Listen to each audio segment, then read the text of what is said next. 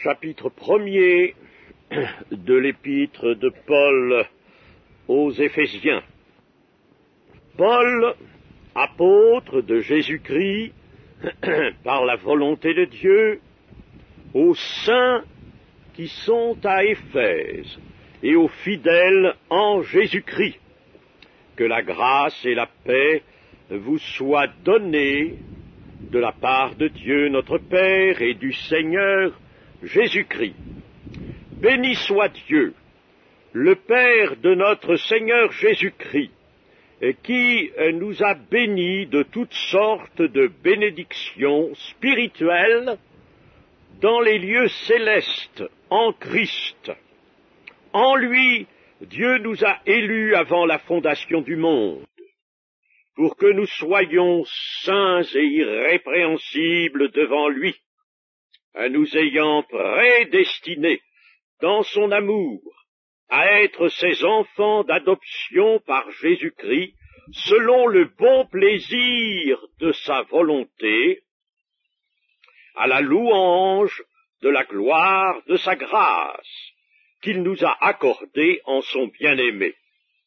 En lui, nous avons la rédemption par son sang, la rémission des péchés, selon la richesse de sa grâce que Dieu a répandue abondamment sur nous par toute espèce de sagesse et d'intelligence, nous faisant connaître le mystère de sa volonté, selon le bienveillant dessein qu'il avait formé en lui-même pour le mettre à exécution lorsque les temps seraient accomplis, de réunir toutes choses en Christ, celles qui sont dans les cieux et celles qui sont sur la terre.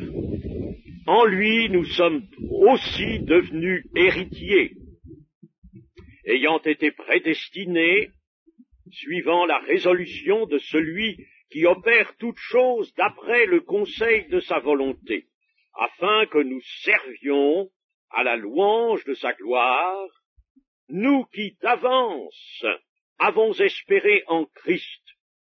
En lui, vous aussi, après avoir entendu la parole de la vérité, l'évangile de votre salut, en lui vous avez cru, et vous avez été scellés du Saint-Esprit qui avait été promis, lequel est un gage de notre héritage pour la rédemption de ceux que Dieu s'est acquis à la louange de sa gloire. Amen. Nous sommes peut-être étonnés de voir que le Seigneur, notre Dieu, nous avait élus avant la fondation du monde, et que il avait établi avec précision un dessein bienveillant en lui-même, et il se réservait de le mettre à exécution à un certain moment quand les temps seraient accomplis. Dieu, vous savez, utilise les siècles, les millénaires. Ainsi, le royaume de Dieu a été préparé dès avant la fondation du monde. C'est bien ce que le Seigneur Jésus déclare aussi, le royaume de Dieu préparé dès avant la fondation du monde.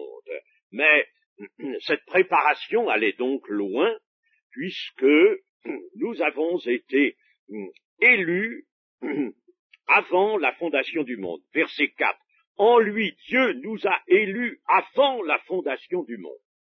Élus, cela suppose une désignation individuelle de chacun élu en particulier. Alors vous voyez quelle précision, jusqu'où descendait cette préparation du royaume de Dieu. Alors, posons-nous la question de savoir pourquoi Dieu a voulu qu'il en soit ainsi. Bien sûr, les capacités de Dieu sont illimitées. Cela, il le pouvait très bien, n'allons pas discuter de cela. Mais il nous est peut-être nécessaire d'essayer de comprendre pourquoi Dieu a fait cela. Et pourquoi, d'ailleurs, maintenant, l'Écriture nous révèle cette préparation si minutieuse du salut des hommes.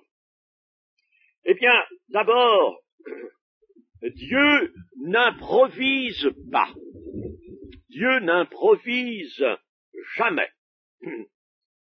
Le prophète Jérémie nous dit que Dieu a fondé le monde par sa puissance, par sa sagesse, par son intelligence. Dieu, le Père, qui est donc le souverain, le grand souverain, il est le Père des esprits, le Père des lumières, et Jésus-Christ, son Fils, est la parole de Dieu. Bien sûr, il participe à la divinité, il compose, pourrait-on dire, la divinité avec le Père et le Saint-Esprit, mais dans cette Trinité, le Père détient la souveraineté. C'est donc lui qui pense les œuvres, les créations à accomplir, et c'est Jésus qui les accomplit. Il y a donc toujours un dessein préalable de Dieu. Seconde raison, elle nous est indiquée par le texte que nous avons lu. Dieu nous a élus pour que nous soyons saints et irrépréhensibles devant lui. C'est-à-dire, pour que nous soyons pénétrés de la perfection sur laquelle le règne éternel est fondé.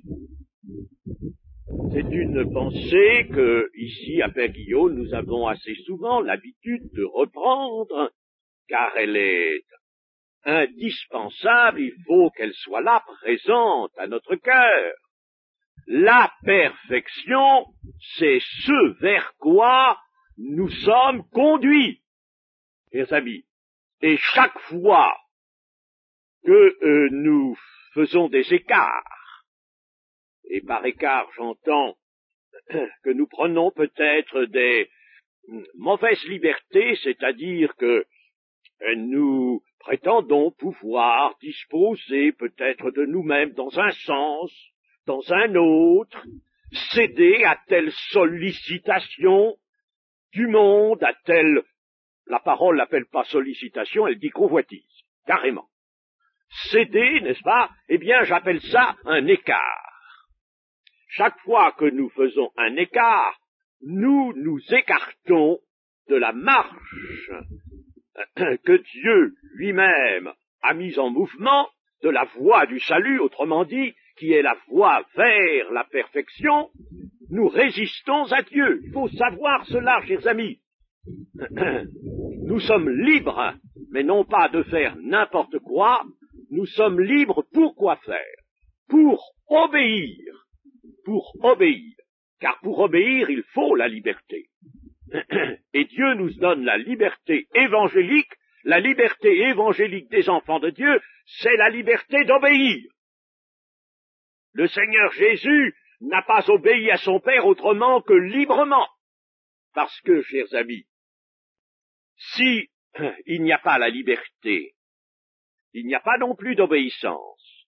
S'il n'y a pas la liberté, il y a contrainte. Quand des soldats marchent en rang et sont conduits au commandement par des chefs, ils n'ont pas le droit d'aller cueillir des marguerites dans le pré à côté, n'est-ce pas? Il faut qu'ils marchent, ils sont obligés, sous peine de sanctions. Eh bien, ça, c'est pas l'obéissance. On dit que l'obéissance est la force principale des armées. En réalité, c'est pas une obéissance, c'est une contrainte. C'est une obligation. Tandis que Dieu, lui, veut une obéissance de nos cœurs. c'est dans nos cœurs que se forme l'obéissance, et cette obéissance, elle ne peut se faire qu'en utilisant la liberté d'obéir. Vous avez été appelés, tous les chrétiens sont appelés à quoi? À obéir, à être saints et irrépréhensibles. Pour aboutir à cet état de perfection, Dieu doit prendre, attention c'est important, pour que nous allions à la perfection, ce qui est impossible à l'homme, Dieu doit prendre à lui la totalité de l'œuvre du salut, pour ne laisser à l'homme qu'il sauve qu'une simple captation par la foi. L'homme n'a qu'à prendre, saisir par la foi, et la foi est capable de cela. Mais attention, une foi qui se maintient tout au long de la vie chrétienne, et une foi même qui s'affermit, une foi qui devient de plus en plus capable de comprendre, de saisir. C'est cette foi-là que le Seigneur désire. Ainsi donc, vous voyez, Dieu prend à lui la totalité de l'œuvre du salut, et le rôle qui est laissé à l'homme, la part laissée à l'homme, c'est de prendre librement. Vous pouvez refuser, vous pouvez prendre. Mais si vous prenez, il faut prendre et continuer de prendre et prendre de plus en plus par la foi. Ceci, donc, nous montre bien que Dieu a toujours pris les devants. Dieu est toujours devant nous. Le Seigneur est devant nous. Il ne peut pas être derrière, il est devant. Dieu a toujours pris les devants. Il a toujours préparé le chemin sur lequel nous avons à marcher. Lorsque le Seigneur Jésus était sur la croix, avant de rendre l'Esprit, il a prononcé cette mémorable parole « Tout est accompli, tout est accompli ». Et il avait dit précédemment « J'ai achevé l'œuvre que tu m'as donné à faire » dans sa prière sacerdotale, chapitre 17 de Jean, verset 4, « J'ai achevé l'œuvre que tu m'as donné à faire ». Il y avait donc bien un achèvement. Et tout était vraiment accompli de l'œuvre que Jésus avait à accomplir sur la terre. Comme je vous l'ai dit, il est la parole de Dieu, venu dans une humanité semblable à la nôtre. Cette humanité est son instrument, l'instrument d'accomplissement de la parole de Dieu, tout simplement. Cette humanité lui sert, elle va devoir librement, cette humanité, attention, non pas elle contrainte par la divinité qui est là, mais librement, elle va devoir lutter et vaincre. Et c'est ce qu'elle a fait. Et lorsque la croix, la mort expiatoire est consommée, alors tout est accompli. Christ, selon le dessein donc du Père, est venu sur la terre, il a vécu en homme, il a agi, parlé, lutté, et il est mort. Puis il a triomphé de la mort, et tout cela, c'est l'œuvre, elle est achevée, elle est accomplie. Si elle est accomplie, il ne reste plus rien à accomplir. Ce qui veut dire, nous n'avons pas d'initiative à prendre. Ah, voilà, nous n'avons pas d'initiative à prendre. Le Saint-Esprit lui-même n'en a pas à prendre. Les amis, avez-vous noté ça dans les paroles du Seigneur, dans Jean 16? Il n'a pas d'initiative. Il n'annoncera rien de lui-même, a dit Jésus. Il prendra de ce qui est à moi, c'est-à-dire de l'œuvre accomplie, et il l'annoncera, il vous l'annoncera, mais il ne prendra aucune initiative. Et l'Église n'a pas d'initiative à prendre. Je dis cela parce qu'il y a une grosse erreur aujourd'hui à ce sujet-là, et l'on voudrait de tous les côtés, dans tous les milieux chrétiens, prendre toutes sortes d'initiatives. C'est comme ça que l'on ouvre la porte à l'hérésie, à l'apostasie, au monde, à toutes les mauvaises choses.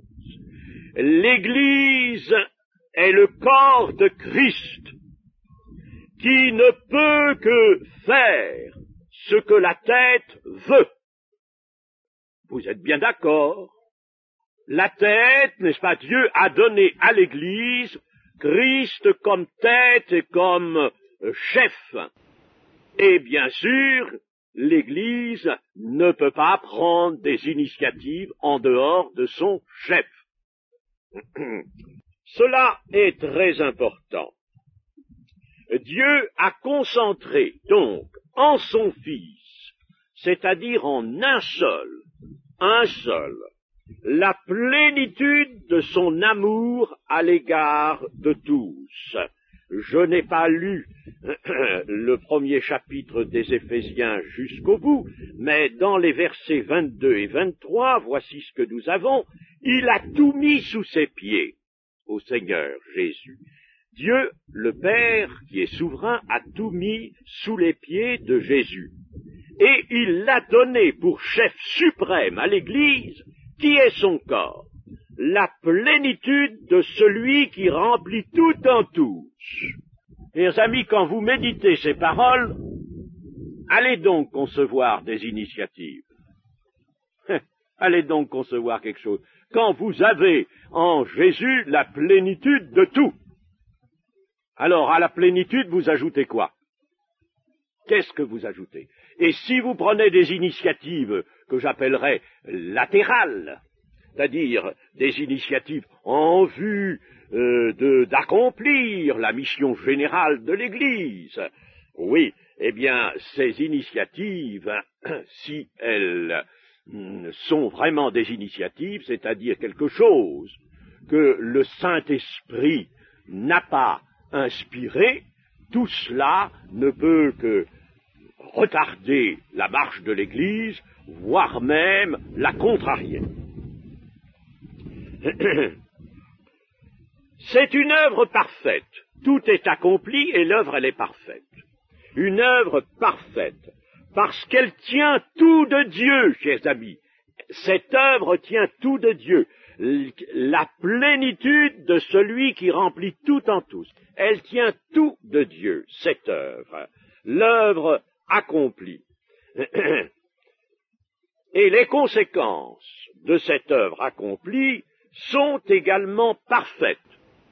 Et les conséquences de l'œuvre accomplie par le Christ, c'est le pardon, c'est la réconciliation, c'est la transformation, métamorphosté en grec, la métamorphose, un véritable changement, c'est la paix, c'est la vérité, c'est la vie, c'est la résurrection.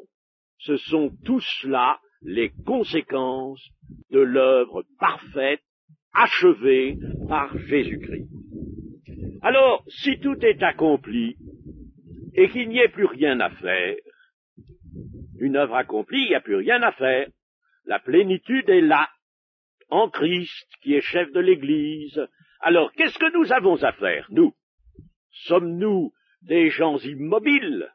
Sommes-nous des gens condamnés à s'asseoir sur les bancs ou les chaises et à ne rien faire?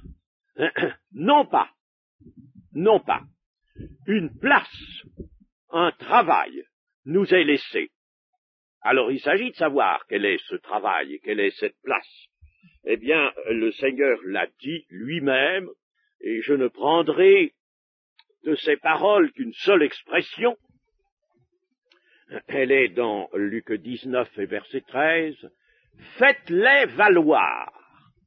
Faites-les valoir. Les quoi? Les biens du maître. Le maître apporte ses biens, c'est-à-dire une œuvre accomplie et parfaite. dont les conséquences sont celles que nous venons de dire, et le Seigneur nous dit, faites valoir cela. Voilà le travail de l'Église. Faites valoir. Et puis je prends de lui une autre expression, une autre invitation. Vous serez mes témoins. Voilà deux choses qui définissent très suffisamment l'œuvre de l'Église. Faites valoir l'œuvre parfaite accomplie par le Seigneur, et deuxièmement, soyez ses témoins par le moyen de la puissance du Saint-Esprit, de la plénitude du Saint-Esprit. Et si nous réunissons ces deux mots d'ordre, nous dirons, faites valoir l'œuvre accomplie en tant que témoin. Ah, voilà. Vous ferez valoir l'œuvre accomplie en tant que témoin, c'est-à-dire dans le rôle, dans la mission de témoin. Et pour cette mission-là, vous êtes armés d'une plénitude du Saint-Esprit, d'une puissance survenant sur vous. Vous êtes armés d'une puissance. Alors n'allez pas chercher une autre puissance. N'allez pas chercher une autre intelligence que celle que donne le Seigneur. Le Seigneur veut nous demander de faire valoir l'œuvre guidé, conduit par le Saint-Esprit, lequel Saint-Esprit accomplit les œuvres que Dieu a préparées d'avance, et l'Église fait cela avec le soutien et la direction du Saint-Esprit. Et quel est le témoignage? Vous êtes mes témoins. Eh bien, lorsqu'on lit cela dans le début du livre des Actes, au chapitre 1er, verset 8, vous serez mes témoins, qu'on examine la chose d'un peu près, aussi bien dans le texte original que dans la traduction, qu'on y réfléchit, que l'on fait des comparaisons, ce qu'il faut faire, c'est ça la méditation, c'est ça la recherche d'une connaissance utile. Eh bien, on arrive à cette conviction, c'est que être les témoins du Seigneur Jésus, c'est le remplacer, prendre sa place. Oui, prendre sa place. Vous savez que Moïse a dû prendre la place de Dieu, et que Aaron, son frère, prenait la place, lui, de prophète. Aaron sera ton prophète, et toi, tu vas prendre ma place, tu vas prendre la place de Dieu. C'était considérable, ça. Et Moïse était loin de se reconnaître les capacités de prendre la place de Dieu. Bien sûr, il s'agissait d'une certaine mission, pour la mission qui était à faire auprès du Pharaon et auprès du peuple israélite. Moïse prenait la place de Dieu. Eh bien, nous, témoins, nous prenons la place du Christ Jésus. Vous serez mes témoins, vous serez d'autres moi-même. C'est vous qui allez me multiplier sur la terre. Vous allez multiplier Christ. Si quelqu'un vous reçoit, c'est moi qu'il va recevoir. Si quelqu'un vous écoute, c'est moi le Christ qu'il va écouter. Et en écoutant, en vous écoutant, en écoutant le Christ, il écoutera le Père. C'est immense, c'est magnifique, chers amis. Alors je le répète, allez prendre des initiatives, vous. Allez prendre des initiatives. Mes amis, l'Église a besoin aujourd'hui de s'attacher au chef, comme dit Paul, s'attacher au maître, de tout recevoir de lui, les liens de l'assistance et tout recevoir de lui. C'est ça notre problème. Pour que nous soyons vraiment des témoins. Le monde a besoin de témoins. Il en a assez d'avoir des philosophes, d'avoir des gens qui parlent. Les radios, les télévisions ne font que ça. Je pense que sur la Terre, on en est presque arrivé à ce moment que nous décrit l'Apocalypse, où il y a des grenouilles, vous savez, des esprits de grenouilles. Alors les grenouilles, vous avez regardé une grenouille. C'est quand vous regardez une grenouille, Elle ouvre la bouche, toute grande, n'est-ce pas? Des bouches. Et alors, ces trois esprits de grenouille, et c'est précisément la trinité satanique, cela, dans le chapitre 16 de l'Apocalypse, ces trois esprits de grenouille, qu'est-ce qu'ils font? Ils parlent sur le monde, ils parlent. Voilà, aujourd'hui, déjà, le point où nous en sommes. Le monde en a assez des voix. Il en a assez. Et la confusion grandit dans le monde, on ne peut plus. Ce dont le monde a besoin, ce sont des témoins, d'authentiques témoins, qui, sous la pression, l'inspiration du Saint-Esprit, pourront vraiment parler comme Jésus, et de la part de Jésus. Manifester Jésus aussi, le manifester dans sa vie. Des témoins qui vont avoir la capacité spirituelle de réveiller la foi, de rendre les consciences réceptives de l'action divine, disposer les esprits à comprendre les appels de la grâce de Dieu, et des témoins qui ne feront pas la loi. Jésus n'a pas fait la loi, Jésus n'est pas venu juger, il est venu sauver. Je ne suis pas venu pour juger, mais pour sauver. Il viendra pour juger au dernier jour. Mais là, il n'est pas venu pour juger, mais pour sauver. Et l'Église, dans sa mission, qui est la mission de Christ, toujours en tant que chef de l'Église, eh bien, l'Église n'est pas venue pour juger le monde, elle est venue pour lui apporter le message de salut. Alors, pour nous-mêmes, et pour ceux qui nous voient ou qui nous écoutent, ceux pour lesquels nous sommes établis comme témoins, eh bien, nous nous appuyons sur une œuvre accomplie, une œuvre achevée, mais aussi sur l'œuvre vivante qui découle de l'œuvre accomplie et que Dieu poursuit dans le présent. Dieu poursuit donc cette œuvre qui consiste à faire valoir l'œuvre accomplie par Christ. Alors comment le Père fait-il? Parce que le Père est dans l'action aussi. Ne croyez pas que le Père ne soit plus dans l'action. Mon Père agit, et moi aussi j'agis. Et l'Église agit. Mais elle agit en même temps que le Père, le Fils. L'Église agit. Mon Père agit, moi j'agis, et l'Église doit agir. Voyez les actes des apôtres, et ça c'est à continuer, les actes des apôtres. Que fait le Père? Eh bien, le Père s'est réservé une fonction extraordinairement délicate, bien sûr. Celle de faire choix. Oui, le Père fait encore des choix dans ce monde. Il attire certains hommes à son Fils, d'autres, il ne les attire pas.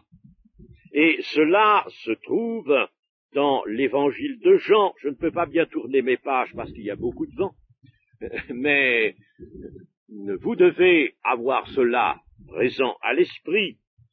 Dans l'évangile de Jean, au chapitre 6, au verset 44 et au verset 65, le Seigneur Jésus dit « Personne ne vient à moi si mon Père qui est dans les cieux ne l'attire. » Et lorsque des disciples s'en vont, parce qu'ils n'ont rien compris, ceux-là, ils n'ont rien compris, alors ils voudraient comprendre avant de croire. Alors ils s'en vont, ceux-là. Et à ce sujet, le Seigneur Jésus dit, voyez-vous ce que je vous avais dit? Personne ne peut venir à moi si le Père qui est dans les cieux ne l'attire à moi. Ces disciples-là n'avaient pas été attirés, ils étaient venus, ils avaient pris la place de disciples, mais ils sont incapables de continuer, ils sont incapables d'être pénétrés par la parole parce qu'ils ne sont pas attirés. Et on peut se dire, mais alors pourquoi le Père n'attire-t-il pas tout le monde?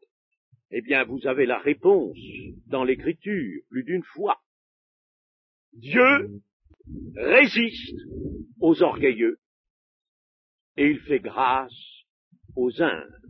Et dans le psaume 25, ce sont les humbles à qui Dieu montre toujours le chemin qu'ils doivent choisir eux-mêmes, bien sûr.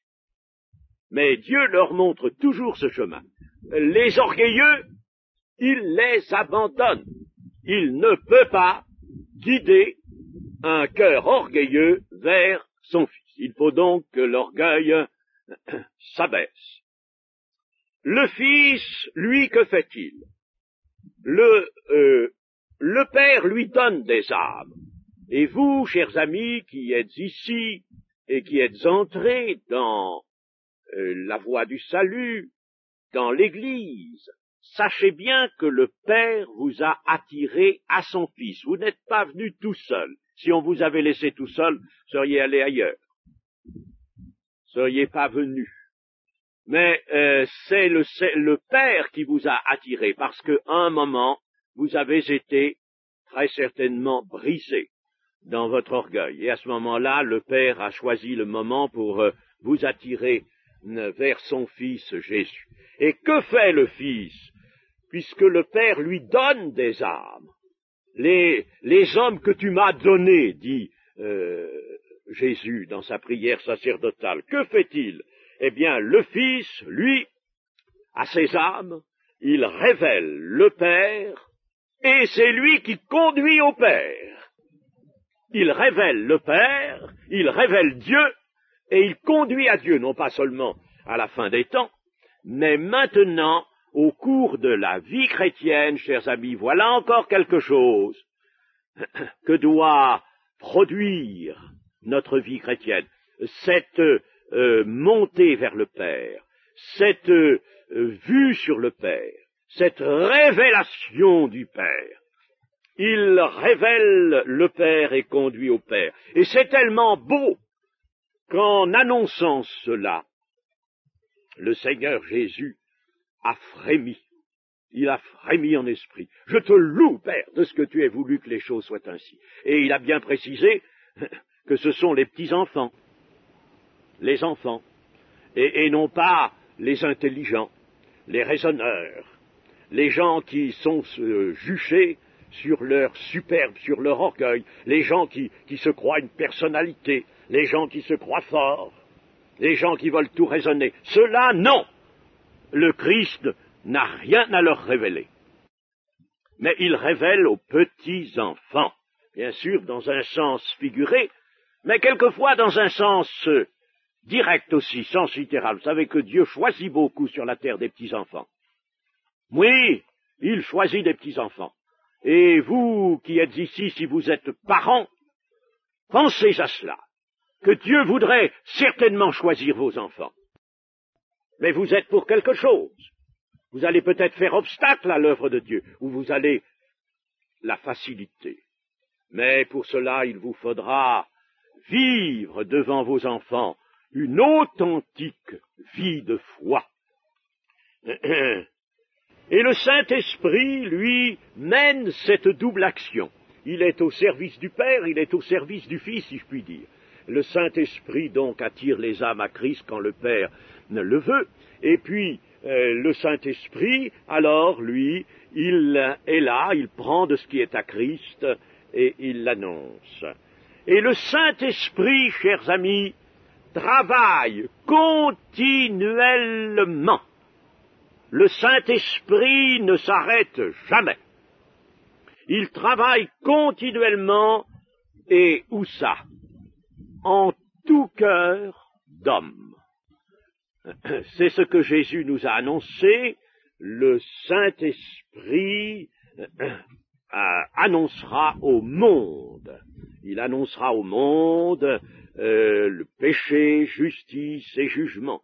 Le Saint-Esprit convainc le monde, apporte au monde quelque chose que le monde peut certes rejeter, mais dont il ne peut pas éluder l'apparition dans sa pensée, dans son cœur. Et, chers amis, j'ai plus d'un exemple de cela, plus d'un exemple d'hommes de notre époque qui n'ont pas accepté Jésus. Oui, des hommes qui n'ont pas accepté. Ceux qui ont accepté, c'est pas la peine que j'en parle, il y en a ici, n'est-ce pas? Mais ceux qui n'ont pas accepté Jésus, et qui cependant ont pu fournir eux-mêmes la preuve que le Saint-Esprit ne les avait pas laissés indifférents ni au dehors. Des athées, vous entendez bien, des athées, vous savez ce que c'est qu'un athée? C'est quelqu'un qui a pris pour principe d'écarter de lui Dieu et qui même veut nier l'existence de Dieu. Nier, la plupart du temps, verbalement, parce qu'au fond de son cœur, il ne le peut pas. Je vois par exemple cet homme qui a été si bien connu et qui avait d'ailleurs présenté un intérêt certain pour tout le monde par ses livres, ses écrits, cette intelligence qu'il avait, c'était Jean Rostand. Jean Rostand, académicien et biologiste, eh bien, lui, il avait pris la position, il n'est plus de ce monde maintenant, il avait pris la position d'être agnostique. Il se voulait agnostique, c'est-à-dire ne s'occupant pas d'une éventuelle existence de Dieu. Il tenait ça hors de lui. Bon, il avait résolu, il a dit, moi je ne veux pas m'occuper de ça. Ça, c'est quelque chose qui échappe à la raison humaine, par conséquent, ça m'intéresse pas, je ne veux pas en connaître. Voilà la position de l'agnostique. Elle est très voisine de celle de l'athée. Et alors, comme il était sincère, cet homme-là, comme il parlait pas mal, et il avait une certaine franchise. Et il a, à plusieurs reprises, fait des déclarations qui ont révélé l'état intérieur de son cœur. D'abord, un jour, il disait à un journaliste, il disait, vous savez, je reçois beaucoup de monde le dimanche après-midi chez moi. Il avait une belle maison, grande maison, et comme biologiste très connu, comme académicien, vous pensez que... Et puis enfin, il était héritier d'un nom très connu, Rostand. Alors il avait beaucoup de visiteurs, et il aimait cela, il recevait beaucoup. Alors il disait à ce journaliste, chez moi, le dimanche après-midi, il y a beaucoup de monde, des intellectuels, des écrivains, des penseurs, des académiciens aussi, bien sûr. Il y a beaucoup de monde, je reçois beaucoup d'amis. Et il n'y a pas d'endroit où l'on parle davantage de Dieu que chez moi. Alors que tous sont comme moi, des agnostiques. Mais il n'y a pas d'endroit où l'on parle davantage de Dieu. Une autre fois, il confiait aussi à un journaliste ceci. Moi, j'ai dit non à Dieu. Ce sont ses termes, exacts. Ce sont ses propres termes. J'ai dit non à Dieu. Non. Là, c'est formel. J'ai dit non à Dieu. Mais je n'en suis pas plus tranquille pour cela. Je ne sais pas qu'est-ce qui me travaille.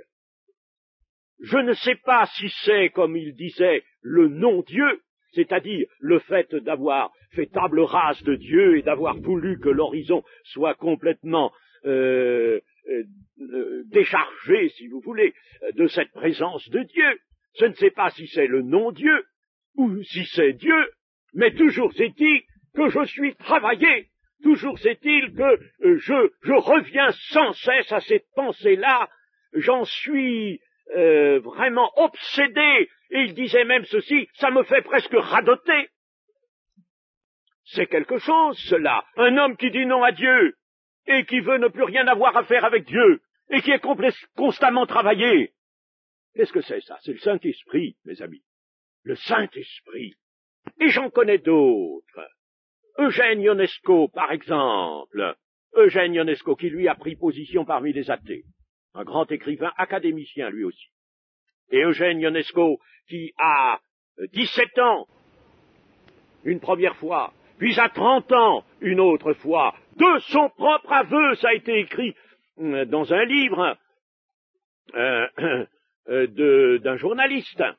Et par conséquent, ce livre, même avant d'être imprimé, a été soumis à notamment à cet académicien, n'est-ce pas?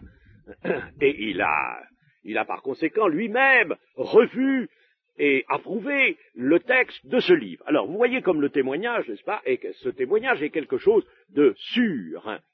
Eh bien, Eugène Ionesco, à 17 ans, puis à 30 ans, déclare avoir eu un appel. Alors, le journaliste Christian Chabadis, s'appelait Christian Chabadis, lui dit, mais qui vous a appelé comme cela? Puisque vous ne croyez à personne, vous ne croyez pas en Dieu, vous ne croyez pas en Jésus-Christ, qui vous a appelé? Ben, lui a dit Ionesco, c'est Jésus-Christ qui m'a appelé. Mais vous ne croyez pas en lui? Oui, mais je ne crois pas, mais il existe quand même. La preuve, c'est qu'il m'a appelé. Et il m'a appelé longuement. Alors, pourquoi n'avez-vous pas cédé? Oh, il a dit, à 17 ans, j'étais dans les études, il y avait ma famille qui m'a entraîné. Alors, j'ai pas pu résister. Et puis, à l'âge de 30 ans, j'avais bien sûr fini mes études à ce moment-là, mais j'étais au seuil de la réussite. Et j'étais partagé entre deux tendances, deux appels, aussi pressants l'un que l'autre. D'un côté, c'était cet appel qui a duré plusieurs semaines de Jésus-Christ, qui me voulait à lui, qui m'appelait, et quand je laissais venir en moi cet appel, je sentais un bonheur particulier, un bonheur merveilleux, je me plaisais à goûter ce bonheur. Et puis, de l'autre côté, d'un autre côté, alors un autre appel. Oui, m'était-il dit, mais tu vas être célèbre. Tu es armé pour être célèbre. Et étant célèbre, tu vas gagner beaucoup d'argent. Tu sais bien que tu aimes la vie. Et cet auteur de le déclarer, j'aime la vie, j'aimais la vie, je voulais mordre à pleines dents dans la vie. Et alors, de ce côté-là, c'était la sollicitation vers le monde, vers l'argent, vers la célébrité. Et je suis resté comme ça, étiré d'un côté et de l'autre, pendant un temps. De quel côté allais-je céder? Et j'ai cédé du côté du succès, du côté du monde. J'ai cédé de ce côté-là. Et alors que cet homme a maintenant plus de 70 ans, savez-vous ce qu'il déclarait à Chabanis?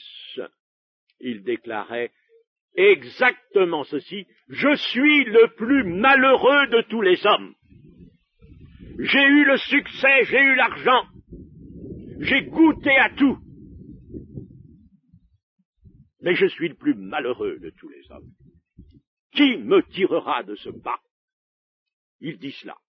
Alors, chers amis, il y en a d'autres encore, je ne vais pas vous passer toute la journée à vous raconter ces témoignages-là qui sont très intéressants. Moi, j'y suis attentif parce que je vois là vraiment l'œuvre du Saint-Esprit sur les hommes et non pas seulement sur ceux que Dieu va attirer, mais sur ceux que Dieu n'attire pas parce que ils font ce choix-là, parce qu'ils restent attachés au monde, parce que leur orgueil ne veut pas démordre.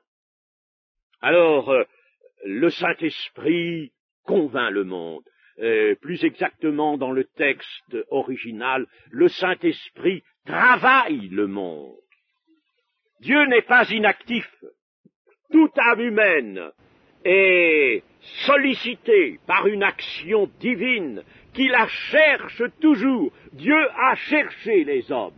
Et quand ils comparaîtront au jugement, eh bien, aucun d'eux ne pourra dire « Ah Seigneur, moi j'ai pas su, si j'avais su ce qu'était l'Évangile. Si j'avais su qu'on pouvait être changé, qu'on pouvait vivre heureux comme ça, et qu'on héritait cette vie éternelle, mais je serais venu. Aucun ne pourra dire cela. Tu as eu ta part. Dieu ne t'a pas laissé de côté. Il t'a appelé, il t'a convaincu. Il y a beaucoup d'appelés et peu d'élus. Pour conclure, nous dirons ceci.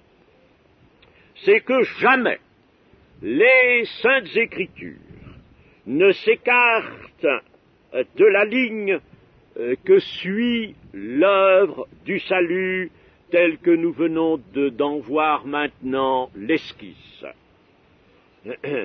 Il nous est dit, par la foi, maintenez-vous dans l'amour de Dieu, par le moyen de la foi. Maintenez-vous dans l'amour, ce qui veut dire aussi dans l'obéissance, car il n'y a pas d'amour sans obéissance. Maintenez-vous dans l'amour de Dieu. À celui qui peut vous préserver de toute chute, à Dieu seul, soyez fidèles. L'Évangile ne nous promet pas la victoire personnelle contre le péché, vous entendez bien, ne nous permet pas la victoire personnelle contre le péché par le secours de Christ, mais par la foi en Christ. C'est tout à fait différent, par la foi authentique, c'est-à-dire par une foi qui nous unit à Christ, par une relation personnelle avec Jésus-Christ. Et c'est la victoire qui triomphe du monde, comme dit Jean, cette victoire qui triomphe du monde, c'est notre foi. Mais attention, si l'on dit, ah ben moi je suis chrétien, un chrétien, bon, il connaît Jésus-Christ, il a le nom de Jésus dans la bouche, il prie au nom de Jésus, alors Jésus doit faire tout dans ma vie, il doit tout arranger, tout régler, j'ai pas à m'en soucier, j'ai rien à faire. Ça, ce n'est pas la vraie foi. La foi s'attache au Seigneur. La foi maintient un lien avec Jésus-Christ, et c'est alors que ce lien est établi, que la victoire est remportée sur le péché et sur la mort. Et c'est pourquoi Jean dit que la victoire qui triomphe du monde, c'est-à-dire de toutes les forces hostiles, mauvaises, du péché, la victoire qui triomphe de tout cela, c'est notre foi. C'est Jésus-Christ, et lui seul, qui a vaincu le péché et la mort. C'est lui qui peut le vaincre en nous, mais il faut le laisser venir en nous. Il ne fait pas son œuvre à côté de nous. Il fait son œuvre lorsqu'il est en nous.